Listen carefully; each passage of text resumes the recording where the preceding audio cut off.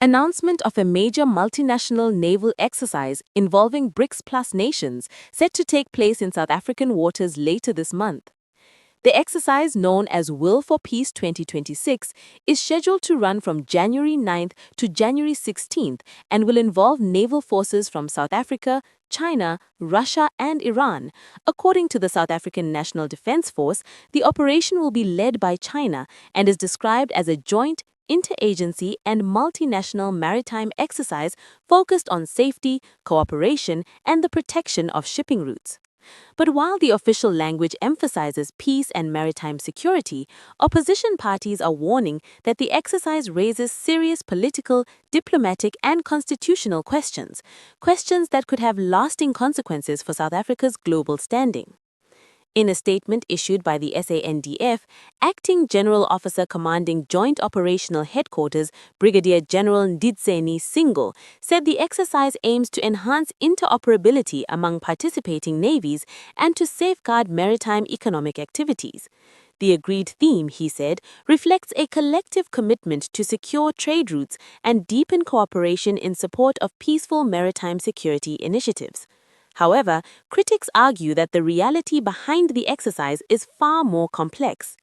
The Democratic Alliance has voiced strong concern, pointing out that a similar multinational naval exercise, known as Exercise Mossy, was postponed last year due to its political sensitivity ahead of South Africa's hosting of the G20 summit. That sensitivity, the DA argues, has not disappeared.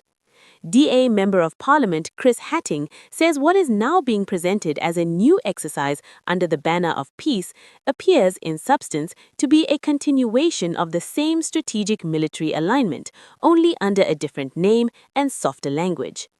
Hattingh argues that hosting a naval exercise led by China with the participation of Russia and Iran cannot reasonably be framed as neutral or non-aligned. Both Russia and Iran are subject to heavy international sanctions and are involved in ongoing conflicts that have destabilized global security and trade. He says calling the exercise Will for Peace does not change the geopolitical reality. At the same time, Hattingh notes that China is conducting large-scale military drills linked to a potential invasion of Taiwan. Against that backdrop, he argues that using the language of peace to describe military cooperation with such powers risks misleading both South Africans and the international community. The DA further warns that South Africa's long-standing policy of non-alignment is steadily losing credibility. According to Hattingh, there is now a growing gap between what the government says and what it does, a gap that foreign partners, investors, and diplomatic allies are watching closely. Another major concern raised is the lack of parliamentary oversight. Hattingh says Parliament has not been properly briefed on the exercise, including its costs, command structure, legal framework, or diplomatic implications. He describes this lack of transparency as unacceptable, stressing that decisions of this magnitude affect South Africa's foreign relations, trade prospects, national security, and international reputation. He has announced that he will formally request a full parliamentary briefing on Exercise Will for Peace 2026, demanding clarity on its objectives, leadership, participating nations, financial cost, and long-term consequences. The broader debate also touches on South Africa's role within BRICS and the perception that its membership is increasingly pulling the country into global power struggles far removed from its stated principles of neutrality and peaceful diplomacy. Critics argue that rather than strengthening South Africa's strategic independence, deeper military cooperation with heavily sanctioned states risks positioning the country as a pawn in larger geopolitical contests that could carry economic and diplomatic costs for ordinary South Africans.